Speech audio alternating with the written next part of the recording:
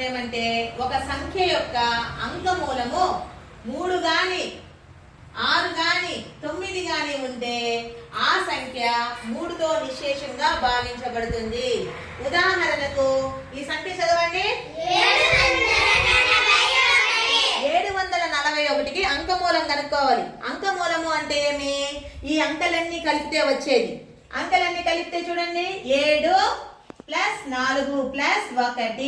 7 + 4 ఎంత? 11. 1 కలిపితే 12 అన్నప్పుడు ఇక్కడ 2 అంకెలు వచ్చింది కదా, దీన్ని 1 అంకె వచ్చే వరకు చేయాలన్నమాట. 1 + 2 ఎంత? 3. 741కి అంకమూలము 3 వచ్చింది కాబట్టి ఈ 741 అనేది 3తో నిశ్శేషంగా భావించబడుతుంది. అర్థమైందా? ఇప్పుడు ఎవరైనా ఇంకొక ఉదాహరణ చెప్పండి.